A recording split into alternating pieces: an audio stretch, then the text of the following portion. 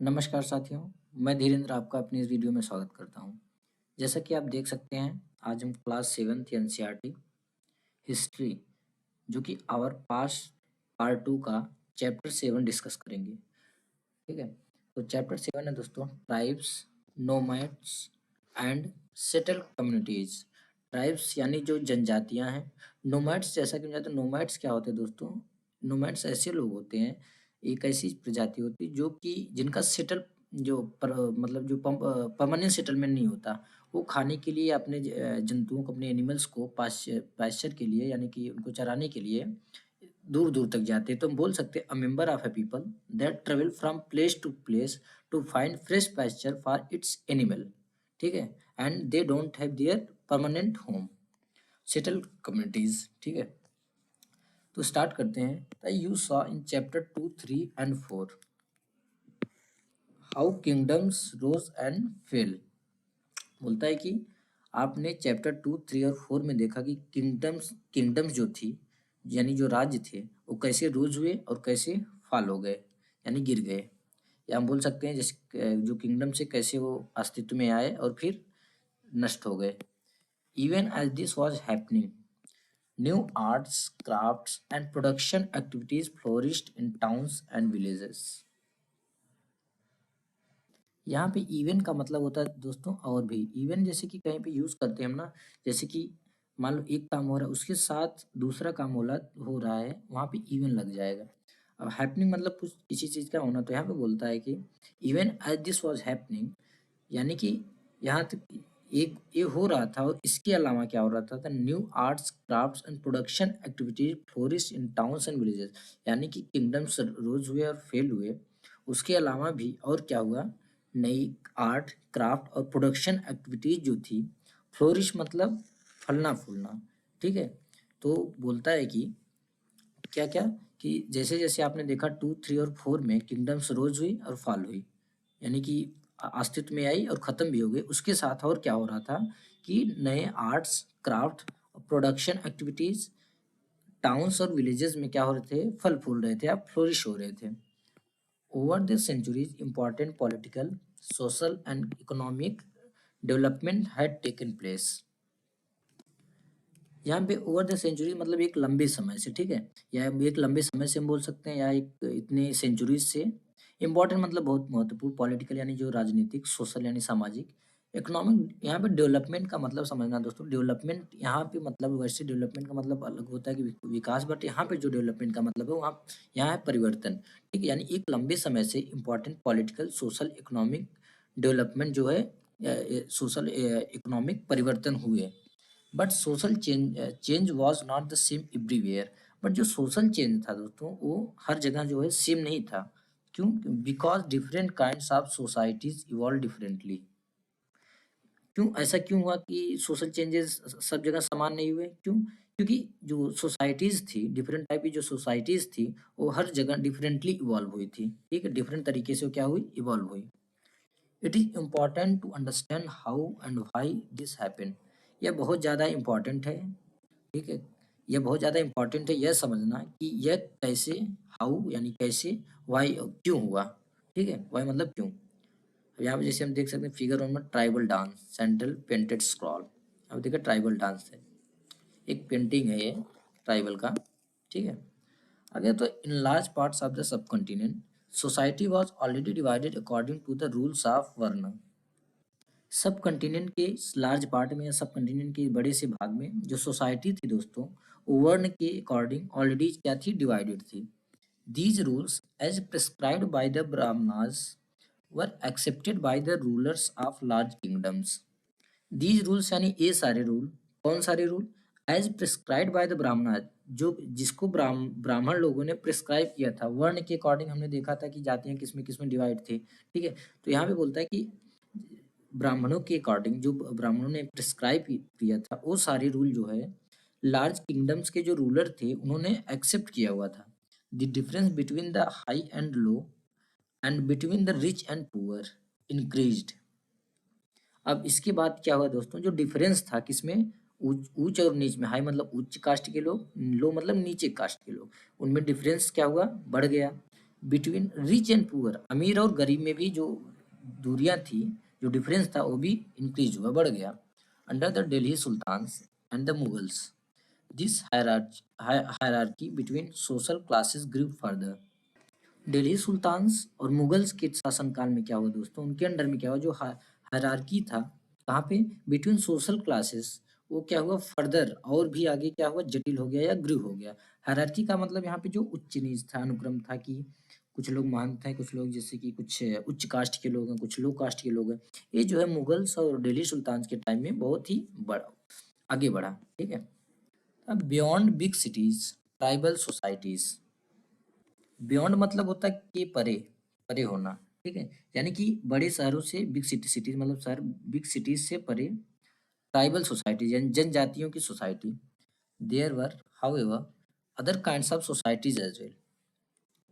There मतलब वहां पे थे, यहाँ पे हाउएवर का मतलब है दोस्तों फिर भी, यानी कि जो सोसाइटी, एक सोसाइटीज तो हमने यहाँ पे देखा जो कि प्रेस्क्राइब किया था किसके अकॉर्डिंग, वर्ना के अकॉर्डिंग, वर्ण के अकॉर्डिंग, ठीक है, वर्ण के अकॉर्डिंग जो प्रेस्क्राइब थी। अब यहाँ पे बोलता है कि इसके अलावा अदर काइंड्स ऑफ सोसाइटी भी थी, ठीक है। Many societies in the sub continent did not follow the social rules and ritual prescribed by the Brahmanas.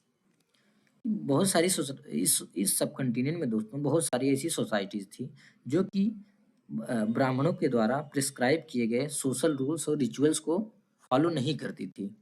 यहाँ पे प्रिस्क्राइब का मतलब होना निर्धारित करना, ठीक है, और रिचुअल्स का मतलब होता है अनुष्ठान, या हम बोल सकते हैं और क्या, इसका मतलब है कि कर्मकांड, ठीक है। यानी कि बहुत सारी सोसाइटी सब कंटिन्यू में ऐसी थी जो कि ब्राह्मणों द्वारा निर्धारित सोशल रूल्स और रिचुअल्स को नहीं मानते थे, नहीं फॉलो करते थे। Nor were they divided into numerous unequal classes. और इसके अलावा क्या था, न ही वो न्यूमरल इन अनइक्वल यानी कि जो समान ना हो, असमान क्लासेस में वो डिवाइड नहीं थे। Such societies are often called tribes, ऐसी सोसाइटीज को क्या बोलते हैं, tribes. Members of each tribe were united by the kinship bonds. यहाँ पे एक चीज ध्यान देना दोस्तों, किंगशिप का मतलब है, किंगशिप यहाँ पे एक फैमिली रिलेशनशिप होता है, ठीक है, क्या, फैमिली रिलेशनशिप, या हम बोल सकते हैं कि एक फैमिली होती है, ब्लड रिलेशन हो, या हम बोल सकते हैं अगर किसी की शादी होती है उसके बाद जो एक रिलेशन आता है, नया मेंबर जो आता है उसको भी यहाँ पे किनशिप बॉन्ड ही बोलेंगे, ठीक है। तो जो सारी ट्राइब्स थे उनके मेंबर्स थे कैसे यूनाइटेड थे, किनशिप बॉन्ड से, ठीक है। तो यूनाइटेड यहाँ पे मतलब जुड़े होते थे किनशिप बॉन्ड से। Many tribes obtain their livelihood from agriculture, यानी कि बहुत सारे ट्राइब्स ऐसे थे जो ऑब्टेन मतलब होता है प्राप्त करना, ठीक है। लाइवलीहुड, लाइवलीहुड का मतलब होता है आजीविका या रोजी रोटी, एग्रीकल्चर मतलब कृषि, ठीक है। यानी बहुत सारी ट्राइब्स ऐसी थी जो कि कृषि से अपनी आजीविका चलाते थे। अदर्स वर हंटर गैदरर्स और हर्डर्स, और अदर क्या थे, अदर लोग क्या थे, जो अदर टाइप होते थे वो हंटर गैदरर्स होते थे या तो हर्डर्स होते थे। हंटर गैदर मतलब शिकार करते थे या उसको इकट्ठा करते थे फिर पकड़ के, फिर उसके बाद हर्डर्स का मतलब होता है जो हर्डिंग करते थे, ठीक है, यानी पशुओं को पालते थे, ठीक है। Most often they combined these activities to make full use of natural resources of the area in which they live. Most often का मतलब यहाँ पे होगा दोस्तों प्रायः, ठीक है, यानी कंबाइंड मतलब मिला जुला कर, एक्टिविटीज यानी उनकी जो गतिविधियां होती थी, ठीक है। नेचुरल रिसोर्सेज मतलब जो प्राकृतिक रिसोर्सेज होते थे। दे लिव्ड का मतलब जहाँ पे रहते थे। तो बोलता क्या है कि मोस्ट ऑफन क्या होता था, प्रायः ये सारी एक्टिविटीज का एक मिला जुला रूप वहाँ पे करते थे। जो ऐसी एक्टिविटीज यानी हंटर गैदरर्स, हर्डिंग या एग्रीकल्चर, इन सारों का कंबाइन करके ऐसी एक्टिविटीज करते थे, क्यों, ताकि वो जिस जगह पे रह रहे हैं, जिस एरिया में रह रहे हैं, वहाँ की नेचुरल रिसोर्सेज का वो अच्छे से फायदा उठा पाए, फुल यूज कर पाए, ठीक है।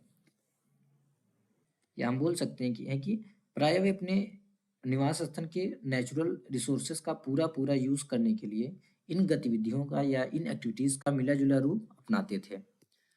सम tribes were nomadic and move from one place to another, जैसा कि स्टार्टिंग में ही मैंने बोला कि कुछ ट्राइब्स ऐसे थे जो कि नोमैडिक थे। तो नोमैडिक क्या कौन होते हैं, जो कि एक जगह से दूसरी जगह मूव करते हैं। तो यहाँ पे वही बोलता है कुछ ट्राइब्स नोमैडिक थे और एक प्लेस से दूसरी प्लेस क्या थे, मूव करते थे। A tribal group controlled land and pastures jointly and divided these amongst household according to its own rules. यहाँ पे हाउस होल्ड का मतलब है दोस्तों अमंगस्ट हाउस होल्ड, यानी अपने ग्रुप में, इन ग्रुप को लोगों को। ठीक है, तो यहाँ पे बोलता है कि एक ट्राइबल ग्रुप जो होता था वो लैंड और पास्चर्स पे दोनों मिलकर, यानी जो ट्राइबल ग्रुप होता था वो मिलकर जो है जॉइंटली उस पर कंट्रोल करते थे। पास्चर मतलब जो चारागाह जहाँ पे पशुओं को चराते हैं। तो ये बोलता है कि एक ट्राइबल ग्रुप जो है पास्चर और लैंड पे मिलजुल कर कंट्रोल करते थे, और अपने लोगों के बीच में, यानी कि खुद के अपने बीच में अपने रूल्स के अकॉर्डिंग जो है वो बंटवारा करते थे, डिवाइड करते थे। Many large tribes thrive in different part of the सब कॉन्टिनेंट। थ्राइव का मतलब यहाँ पे दोस्तों फूल फलना फूलना या पनपना। मतलब बहुत बड़ी ट्राइब जो थी, बहुत सारी लार्ज ट्राइब जो है इस सब कॉन्टिनेंट के डिफरेंट पार्ट में जो थ्राइव हो रही थी या फल फूल रही थी या पनप रही थी। दी usually lived in forest, hills, deserts and places difficult to reach। वो यूजुअली वो कहाँ पे रहते थे? फॉरेस्ट यानी जंगलों में, यानी हिल्स मतलब पहाड़ियों पे, डिजर्ट यानी रेगिस्तान में रहते थे, और ऐसे and places difficult to reach, यानी कि वो फॉरेस्ट हिल्स डिजर्ट में रहते थे यूजुअली, और ऐसे प्लेसेस पे रहते थे जहाँ पे पहुंचना बहुत मुश्किल होता था, डिफिकल्ट होता था। Sometimes they clashed with the more powerful caste based societies. Sometimes क्या होता था, वो क्लैश कर जाती थी, लड़ाई कर जाती किससे? With the more powerful caste based societies.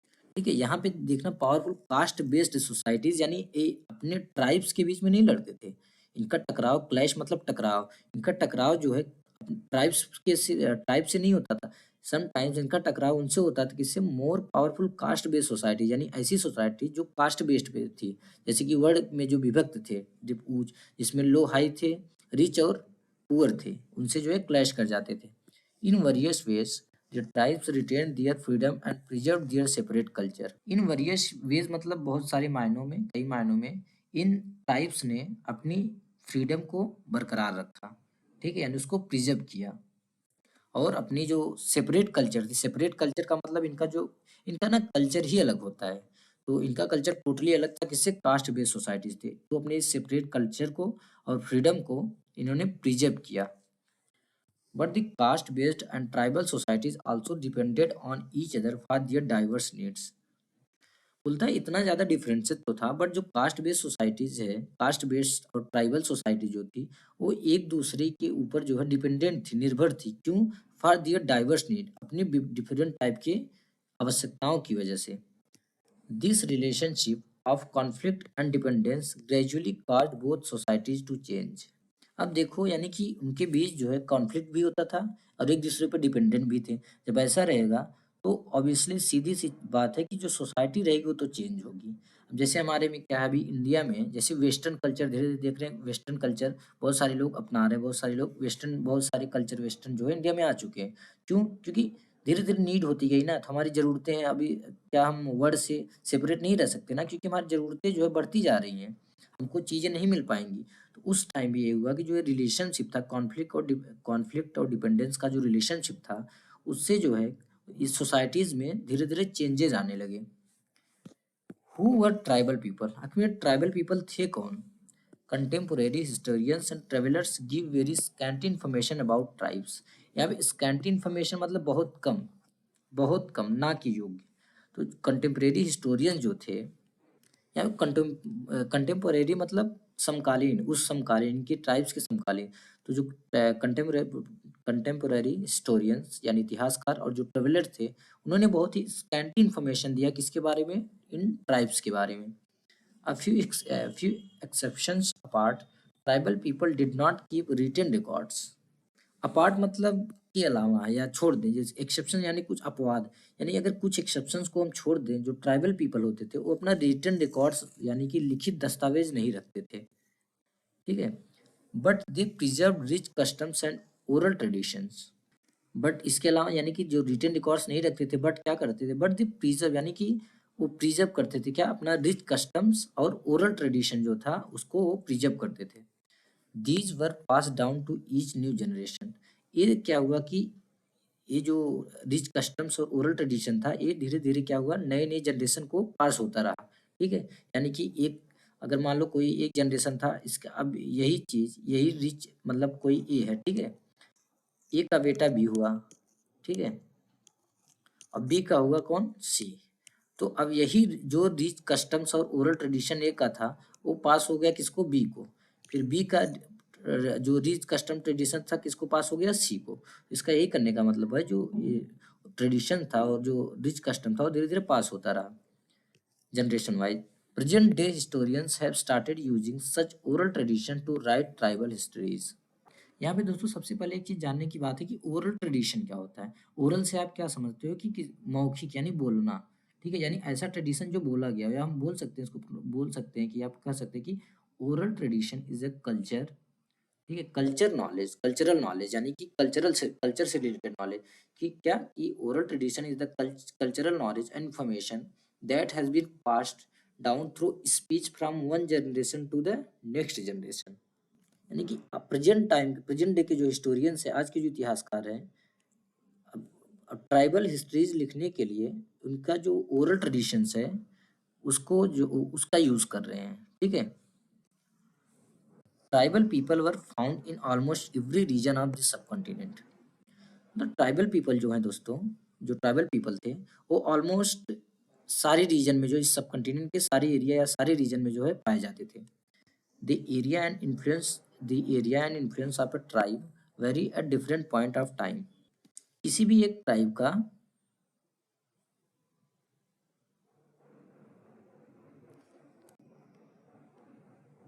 यहाँ पे इन्फ्लुएंस का मतलब समझ, प्रभाव, ठीक है, इन्फ्लुएंस मतलब प्रभाव, यानी कि किसी भी एक ट्राइब का प्रभाव यानी इन्फ्लुएंस और एरिया जो है टाइम टू टाइम जो है बदलता रहा, ठीक है। यानी कि किसी भी एक जनजाति का इलाका या एरिया को यहाँ पे इलाका बोलेंगे, ठीक है, एरिया और इन्फ्लुएंस जो है समय के साथ साथ चेंज होता रहा। Some powerful tribes control large territories. कुछ पावरफुल टेरिटरीज ऐसी थी दोस्तों जिनका लार्ज, कुछ ऐसी पावरफुल ट्राइब्स ऐसी थी जिनका लार्ज टेरिटरी पे जो है कंट्रोल था। In Punjab the Khokhar tribe was very influential during the 13th and 14th centuries. Punjab में दोस्तों एक खोखर ट्राइब है, यानी कि खोखर जनजाति, वो बहुत ज़्यादा इन्फ्लुएंशियल थी। ये इन्फ्लुएंशियल मतलब प्रभावशाली, बहुत ही ज़्यादा प्रभावशाली थी। कब, 13th और 14th सेंचुरी में। लेटर दी गक्खर बिकम मोर इम्पॉर्टेंट। और उसके बाद क्या हुआ, जो गक्खर थे वो ज़्यादा इम्पॉर्टेंट हो गए, किससे, खोखर से, ठीक है। Dear chief Kamal Khan Gakkhar was made a noble mansabdar by emperor Akbar. यहाँ पे चीफ का मतलब, चीफ मतलब होता है दोस्तों जो मुखिया, ठीक है।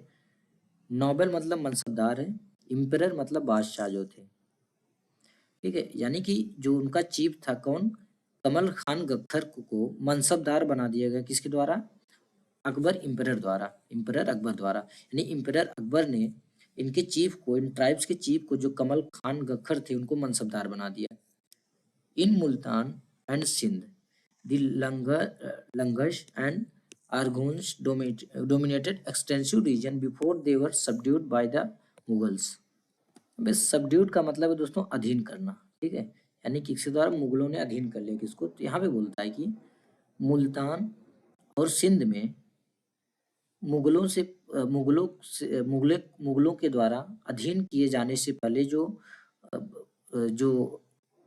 लंगा थे और जो आर्गुन थे, वो डोमिनेट कर रहे थे एक्सटेंसिव रीजन पे, ठीक है। यानी कि मुल्तान और सिंध में मुगलों द्वारा अधीन कर लिए जाने से पहले ये लंगा और अरगुन लोगों का जो इन्फ्लुएंस था, यानी जो इनका डोमिनेंस था या प्रभुत्व जो था, अत्यंत जो है विशाल क्षेत्र पर था।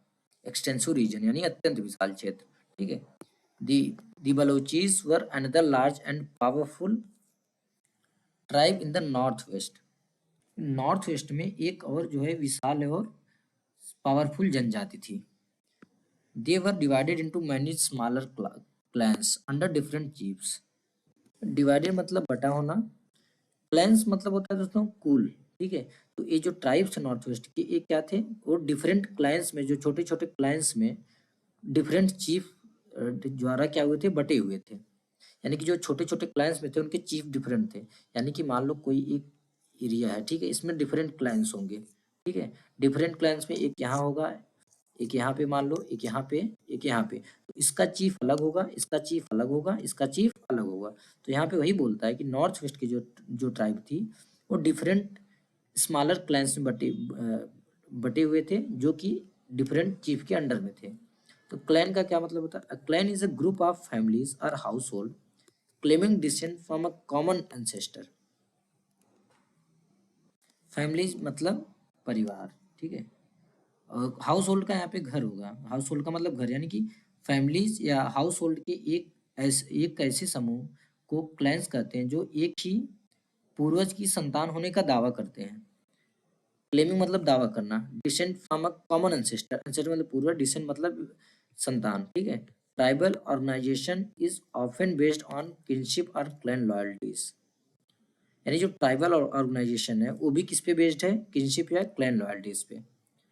इन the western Himalaya live the shepherd tribe of Gaddis. Shepherd का मतलब होता है दोस्तों गड़ेरिया, जो भेड़ और जो चराते हैं उनको ना गड़ेरिया बोलते हैं। तो वेस्टर्न हिमालय में शेफर्ड ट्राइब जो थी वो गडीज की थी, ठीक है। यानी कि वेस्टर्न हिमालय में गड्डी शेफर्ड की या गडरियों की जनजाति थी। The distant north eastern part of the subcontinent too was entirely dominated by tribes the Nagas, Ahoms and many others. Distant मतलब दूर, ठीक है, यानी कि इंडिया से बहुत दूर है ना। अगर हम देखिए नॉर्थ ईस्ट जो पार्ट है वो बहुत ही हम लोगों से सेंटर से लेंगे तो दूर है। तो डिस्टेंस पे जो नॉर्थ ईस्ट पार्ट था दोस्तों, नॉर्थ ईस्टर्न सब कंटिनेंट का जो डिस्टेंस यानी कि एक्सट्रीम नॉर्थ ईस्टर्न पार्ट था, वो भी पूरी तरीके से डोमिनेट करता था किसके द्वारा? ट्राइबों के द्वारा, जैसे कि नागाज, अहोम्स और बहुत सारी अदर जातियां थी। जैसे यहाँ पे दिया है ना, यहाँ पे अहोम्स यहाँ पे थे, यहाँ पे नागाज थे, ठीक है। मैप वन में क्या दिखा? Location of some of the major Indian tribes. ये जो है लोकेशन में आपको बहुत से इंडियन ट्राइब्स है, जैसे कि यहाँ पे हमने देखा लंगा, ठीक है, कोकर, गखार, आरगूंस, ये सारी कुछ जो है जो मेजर इंडियन ट्राइब्स थी उन्हीं का ये डिटेल दिया गया है। In many areas of present day Bihar and Jharkhand Chero chiefdoms had emerged by the 12th century. Emerge मतलब उभरना, ठीक है। चिपडोम, चिपडोम का यहाँ पे मतलब सरदार, सरदारी जो होते हैं, ठीक है। तो बहुत सारी एरियाज में आज प्रेजेंट डे बिहार और झारखंड के बहुत सारे एरियाज में 12वीं शताब्दी तक, ठीक है, चेरो चिपडोम्स जो थे वो इमर्ज हो चुके थे, उभर चुके थे। Raja Mansingh, Akbar's famous general, attacked and defeated the Cheros in 1591, ठीक है। राजा मानसिंह जो कि अकबर का फेमस जनरल था, उसने क्या किया? चेरोज पे हमला किया, ठीक है, अटैक किया और उनको डिफीट कर दिया, उनको हरा दिया। कब? 1591 में, ठीक है। डिफीट मतलब हराना, अटैक मतलब हमला करना। A large amount of booty was taken from them, but they were not entirely subdued. बूटी का मतलब होता है दोस्तों लूट का माल, ठीक है। उनको मतलब उनको हराया तो अब वो उनके कब्जे में आ गए, उनको उनको जो है कि मतलब उनको बंदी बना लिए, तो अब उनका जो माल था वो लूटेंगे, तो उसको यहाँ पे क्या नाम दिया गया? बूटी। तो बूटी का मतलब होता है लूट का माल, ठीक है। तो एक लार्ज अमाउंट ऑफ जो लूट का माल था, लार्ज अमाउंट ऑफ बूटी वाज टेकन फ्रॉम देम, यानी उनसे जो है एक लार्ज अमाउंट जो है लूट का माल, जो है बहुत सारा लूट का माल लिया गया। किनके द्वारा, किनसे लिया गया? चिरोज से। But they were not entirely subdued, but वो पूरी तरीके से अधीन नहीं हुए थे। सबड्यूड मतलब अधीन होना। Under Aurangzeb Mughal forces capture many Chero fortresses and subjugated the tribe. यहाँ पे कैप्चर मतलब कैप्चर करना, अंडर में ले लेना। फोर्ट्रेस मतलब किला, ठीक है। एंड सबजुगेटेड का मतलब यहाँ पे समझना था, तो सबजुगेटेड का मतलब वशीभूत कर लेना, यानी कि अब एक हम इसको बोल सकते हैं ब्रिंग अंडर डोमिनेशन और कंट्रोल स्पेशली बाय कॉन्क्वेस्ट, यानी कि ये सबजुगेटेड ऐसे टर्म को दिया गया, यानी जो ट्राइब थे, अब औरंगजेब की सेना, औरंगजेब की जो सेना थी उन्होंने इनको कैप्चर कर लिया। अब इनको कैप्चर कर लेंगे दोस्तों, तो अब इनको कैप्चर कर लिया, यहाँ एक कोई राजा है, ठीक है, इन्होंने इनको कैप्चर कर लिया इन ट्राइब को। अब इस ट्राइब को इस राजा के अधीन रहना पड़ेगा ना, मतलब इस राजा के अंडर में रहना पड़ेगा, ठीक है। इसको यहाँ पे सबजुगेट बोल रहे हैं, ठीक है। अब ये जो ट्राइब होगी इनके वशीभूत रहेगी, इनके अकॉर्डिंग काम करेगी। तो बोलता है कि under Aurangzeb Mughal forces capture many Chero fortresses and subjugated the tribe. Aurangzeb Aurangzeb के शासनकाल में मुगल फोर्सेस ने चेरोज के किलों पर जो है जो चेरोज थे उनके किलों पर किलों को कब्जा कर लिया या किलों को कैप्चर कर लिया और ट्राइब को उनको वशीभूत कर दिया, सब्जुगेट कर दिया। The Mundas and Santhals were among the other important tribes that lived in this region and also in Orissa and Bengal। यानी कि यहाँ पे जो जनजातियाँ थी जिनका चेरों के अलावा जो चेर थे उनके चेरों का फोर्ट्रेस क्या हुआ, यानी कि जो जहाँ पे रहते थे वो सारे किले किले जो है औरंगजेब के टाइम में मुगल फोर्सेस ने कैप्चर कर लिया। उसके बाद उनको इनके अधीन बना दिया, ट्राइब्स को अब औरंगजेब के अधीन बना दिया। तो उस टाइम की जो चेरो जो इम्पोर्टेंट जाति थी, तो उस टाइम की इस जगह पे, यानी कि इस जगह पे जहाँ पे चेर लोग रहते थे, तो वहाँ पे मुंडा मुंडा और सांतल जो थे, ये भी जो है इम्पोर्टेंट ट्राइब्स थी यहाँ पे, लिव इन दिस रीजन।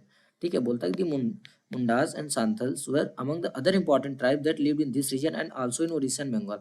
यानी कि इस रीजन में रहने वाली मुंडास और संताल जो है अदर इम्पोर्टेंट ट्राइब्स थी, जो कि उड़ीसा और बंगाल में भी रहती थी। The Maharashtra highlands and Karnataka were home to Kolis. जो महाराष्ट्र का जो हाईलैंड है और कर्नाटका जो है वो कोलीस का होम था। कोलीस वहाँ पे जनजाति रहती थी। बेराट्स एंड न्यूमरस अदर्स, यानी महाराष्ट्र के हाईलैंड पे और कर्नाटका में कौन कौन सी ट्राइब्स रहती थी? कोलीस, बेराट्स एंड और न्यूमरस अदर्स थी। Kolis also lived in many areas of Gujarat. जो कोलीज थे दोस्तों, जो कोली जनजाति थी, वो गुजरात के बहुत सारी एरियाज में रहती थी। Further south there were large tribal population of Koragas, Vetars, Maravars Maravars and many others. कुछ और साउथ में कोरागा, वेतर, मारवार और दूसरी ट्राइब्स की एक विशाल आबादी थी। The large tribe of Bhils was spread across western and central India. ठीक है, भील्स की एक लार्ज ट्राइब जो थी, भील्स ट्राइब जो थी, लार्ज ट्राइब ऑफ भील्स, यानी भील्स की एक बड़ी जो ट्राइब, बड़ी जनजाति, वो कहाँ पे एक फैली हुई थी? वेस्टर्न और सेंट्रल इंडिया में फैली हुई थी। अक्रॉस मतलब पूरे वेस्टर्न और सेंट्रल इंडिया में। By the late 16th century, many of them had become settled agriculturists and some even zamindars. यानी कि 16th सेंचुरी तक, यानी 16वीं शताब्दी तक, वो उनमें से बहुत सारे सेटल एग्रीकल्चर हो गए, यानी जो कृषक हो गए, और कुछ जो जमींदार्स हो गए। Many wheels clans nevertheless remained Hunter gatherers, but many wheels clans, यानी बहुत सारे व्हील्स के कुल जो थे, हंटर अभी तक हंटर और गैदरर्स ही रहे। नेवरदलेस का मतलब होता है फिर भी। ठीक है, यानी कि यहाँ पे बोलता है दोस्तों, जो इतनी जो भील्स की बहुत बड़ी जनजाति थी जो कि अक्रॉस वेस्टर्न और सेंट्रल इंडिया रह रही थी, उसमें 16 शताब्दी तक उनमें से बहुत सारे जो है सेटल एग्रीकल्चर हो गए एंड सम इवन जमींदार। इवन मतलब यहाँ तक कि, ठीक है, यहाँ तक कि कुछ जमींदार हो गए और कुछ भील्स क्लैंस ऐसे थे जो कि फिर भी हंटर और गैदरर्स ही रहे। The Gond were found in great numbers across the present day state of Chhattisgarh, Madhya Pradesh, Maharashtra and Andhra Pradesh. Present day Chhattisgarh, Madhya Pradesh, Maharashtra और आंध्र प्रदेश में एक गोंड जो जनजाति थी, एक ग्रेट नंबर्स में फैले हुए थे।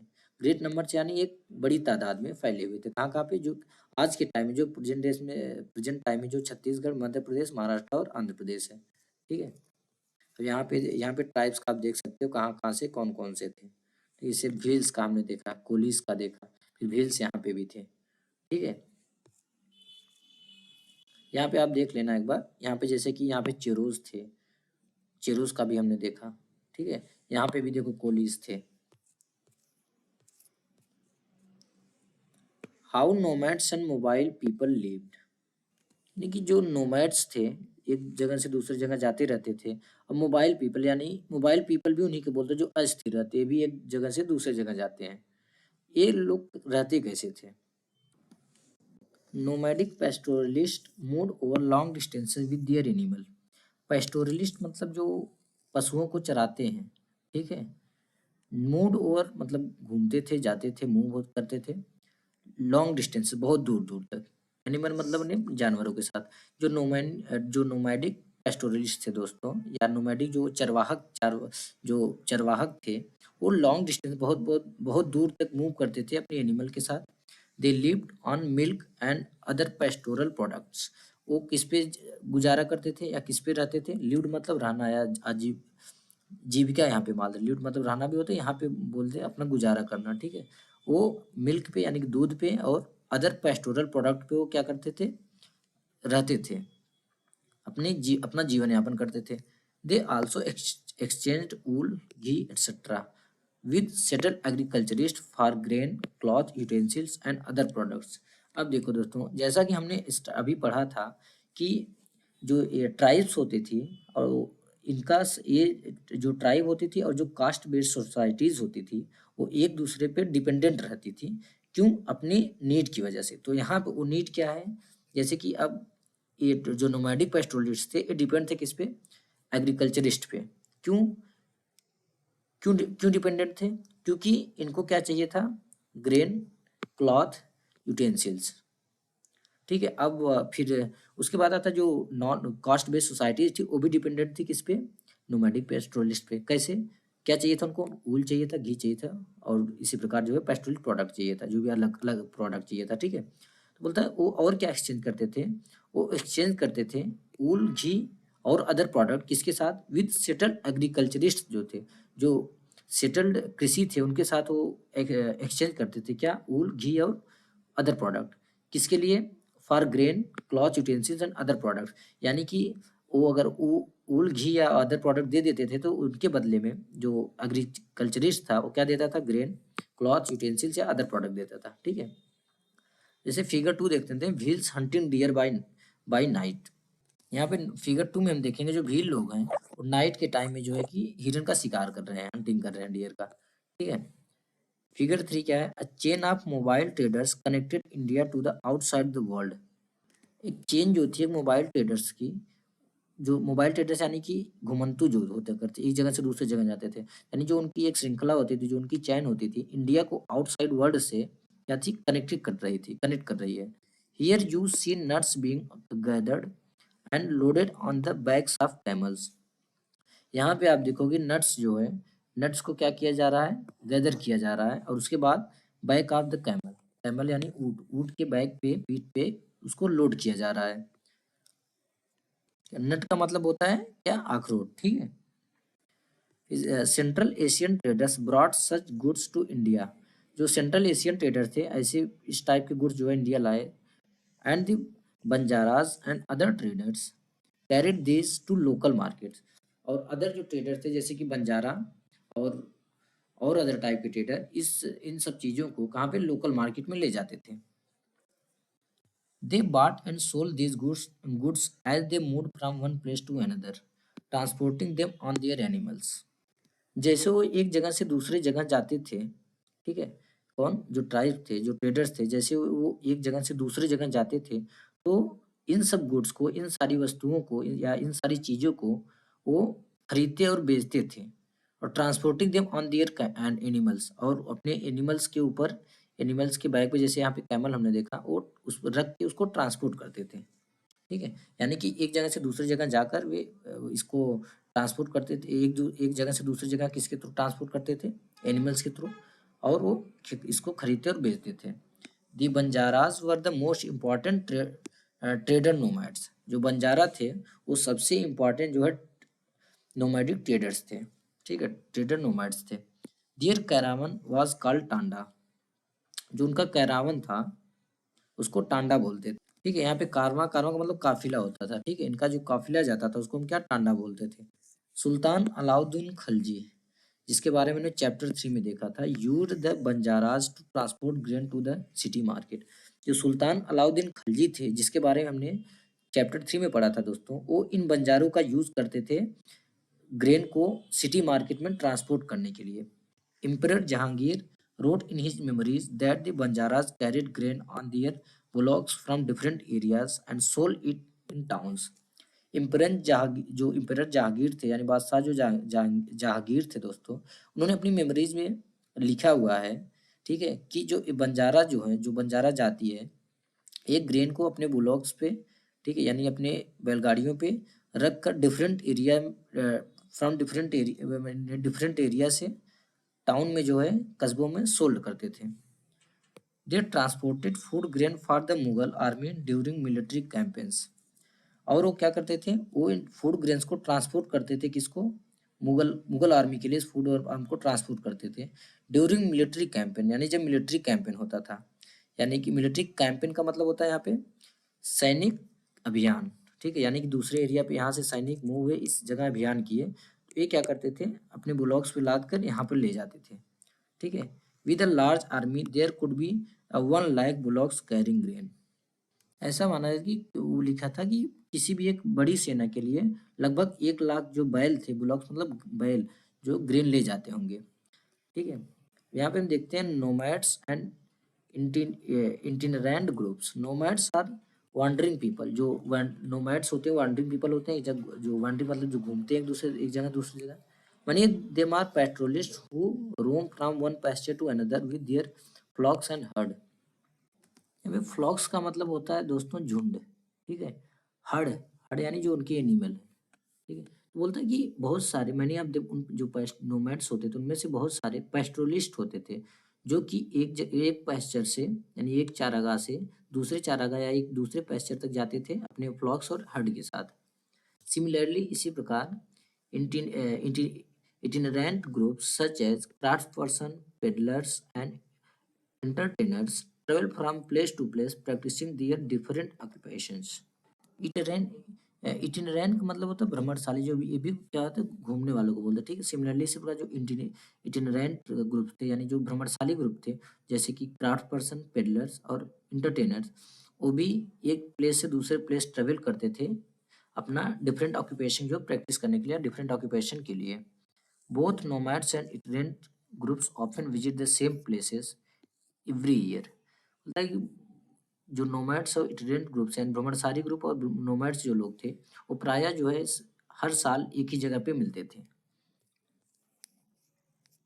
ठीक है। अब many pastoral tribes reared and sold animals such as cattle and horses to the prosperous people. Prosperous people मतलब समृद्धशाली है, ठीक है, या अमीर जिसको बोलते हैं, ठीक है। पेस्टोरल ट्राइब यानी कि जो, जैसे नोमैड को बोल सकते हैं, यानी जो पशुओं को चराने के लिए ले जाते थे एक दूसरे से, एक जगह से दूसरी जगह, ठीक है। Reared and sold animal, rear मतलब पालना, सोल्ड मतलब बेचना, ठीक है। Such as cattle and horses, मतलब यानी कि बहुत सारे पेस्टोरल ट्राइब्स क्या करते थे दोस्तों, जंतुओं को पालते थे और उन एनिमल्स को पालते थे और उनको बेच देते थे। जैसे कि कैटल और हॉर्सेस को, किसको, प्रॉस्परस पीपल को, यानी बड़े लोगों को, धनी लोगों को। Different caste of petty peddlers also travel from village to village. यहाँ पे पेडलर्स का मतलब समझ लेना, तो पेडलर्स मतलब होता है जो घूमकर सामान बेचते हैं, उनको यहाँ पे ये बोला गया, ठीक है। यानी पेटी पेडलर्स की जो डिफरेंट कास्ट थी, पेटी पेडलर्स है, ठीक है, यानी कि छोटे मोटे जो तुच्छ कुछ होते हैं पेडलर्स, उनकी जो डिफरेंट कास्ट थी, वो भी जो है कि विलेज टू विलेज क्या करते थे, ट्रेवल करते थे। They made and sold wares such as ropes, reeds, straw matting and कोट सैक्स। वेयर का मतलब होता है माल, ठीक है। माल मतलब जो बेचते हैं डिफरेंट टाइप के सामान, उनको नॉर्मली माल कहते हैं, ठीक है, यानी कि सामग्री, ठीक है। वेयर मतलब क्या, सामग्री या माल। सच एज रोप्स, यानी रोप्स किसको बोलते हैं, रोप मतलब रस्सी। रीड का मतलब होता है दोस्तों ना नरकट, नरकट जिसको हम सरकंड बोलते हैं, पतला सा एकदम बांस जैसा होता है, पहले उसी नरकट से हम काट के उससे क्या आते हैं, उसी से लिखा जाता था, ठीक है, स्याही के द्वारा, स्याही लगा के उसी में, उसी से लिखा जाता था। स्ट्रॉ मैटिंग, मैटिंग मतलब चटाई, या मैट मतलब चटाई, तो स्ट्रॉ की चटाई। एंड कोर्स सैक्स, सैक मतलब यहाँ पे थैला होता है, बट यहाँ पे मीनिंग है बोरे का, मोटा बोरा, ठीक है। तो ये क्या करते थे, जो पेटी पेडलर्स की डिफरेंट कास्ट थी, ये क्या करते थे नॉर्मली, डिफरेंट टाइप की सामग्री जो है, मेड एंड सोल्ड वेयर, ये सामग्री या डिफरेंट टाइप की जो सामग्री उसको बनाते थे और बेचते थे, जैसे कि ropes, reeds, straw matting and coarse sacks, ठीक है। Sometimes mendicants acted as wandering merchants। Mendicants मतलब होता है दोस्तों भिक्षुक, यानी जो कि भिक्षा मांगते हैं, ठीक है। बोलता है समटाइम्स क्या होता था, जो मेंडिकेंट्स होते थे वो एज ए वॉन्डरिंग मर्चेंट काम करते थे। There were castes of entertainers who performed in different towns and villages for their livelihood. यानी कुछ एंटरटेनर्स की कास्ट भी होती थी जो कि डिफरेंट टाउन्स और विलेज में अपनी आजीविका चलाने चलाने के लिए वो परफॉर्म करते थे, ठीक है।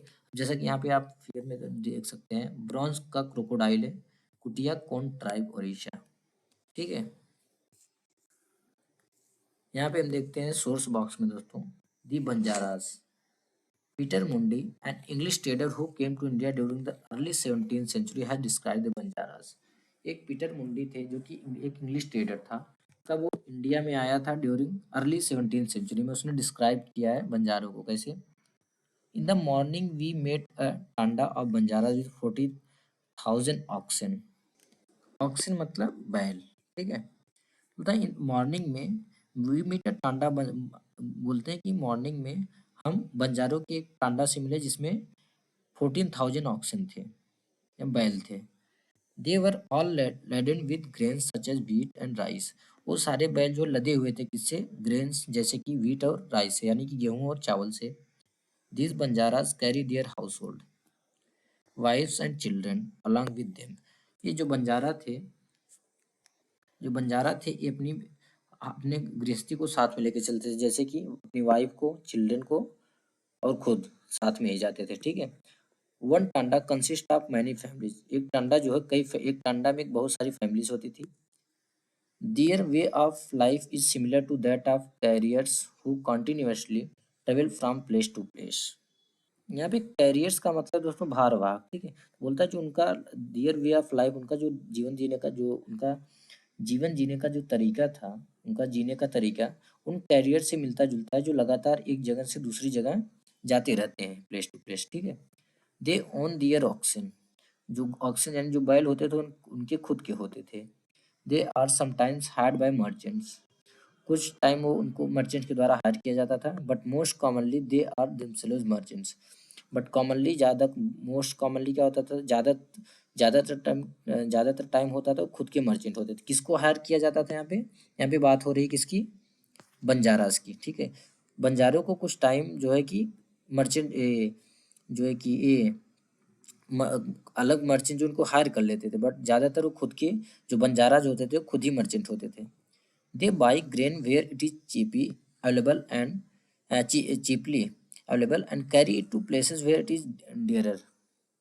डियर चीपली मतलब सस्ता, डियर मतलब महंगा, ठीक है। कैरी मतलब ले जाना। तो वो अनाज को कहाँ से खरीदते थे, वो अनाजों को वहां से खरीदते थे जहाँ पे चीपली अवेलेबल होता था, यानी सस्ता रहता मिलता था, और वहां पे ले जाकर ये बेच देते थे जहाँ पे महंगा रहता था। From there, they again reload their auction with anything that can be profitably sold in other places. अब देखो यहाँ पे क्या बोलता है और जहाँ पे वो सस्ते अनाज को महंगा बेच देते थे, जहाँ पे सस्ता अनाज महंगा बिकता था, उस जगह पे वो बेच दिया अनाज। अब वहां से उस जगह से अगेन जो है वो दूसरा चीज अपने बैल पे लाद देते थे, एनीथिंग कुछ भी, जो कि उनको प्रॉफिटेबली दूसरी जगह पे वो बेच सके और दूसरी जगह पे बेचे और उनको प्रॉफिट मिल जाए, ठीक है। अब इस चीज को समझना, यहाँ पे एक प्लेस है ए, ठीक है। अब एक प्लेस है बी। अब इस चीज को समझना दोस्तों।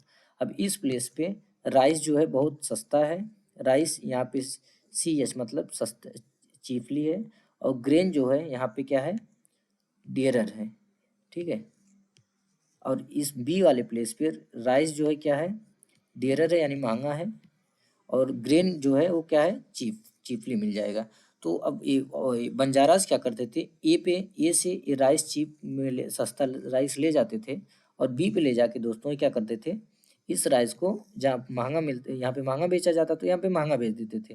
अब यहाँ से इनका बैल यहाँ पे खाली थोड़ी ना जाता था, यहाँ पे क्योंकि इनको यहाँ पे ग्रेन सस्ता मिल रहा है, तो ग्रेन को यहाँ पे लोड करेंगे, जो भी इनकी कार रहेगी उस अरे मतलब जो भी इनका एनिमल यानी जो इनका बैल होता था, कार तो उस टाइम में थी नहीं, तो जो इनका बैल होता था उसके ऊपर क्या ग्रेन लाद देते थे। अब इस ग्रेन को ले जाके यहाँ पे बेच देते थे, क्यों, क्योंकि यहाँ पे ग्रेन जो महंगा होता था, ठीक है। तो इससे जो उनको प्रॉफिट मिल जाती थी।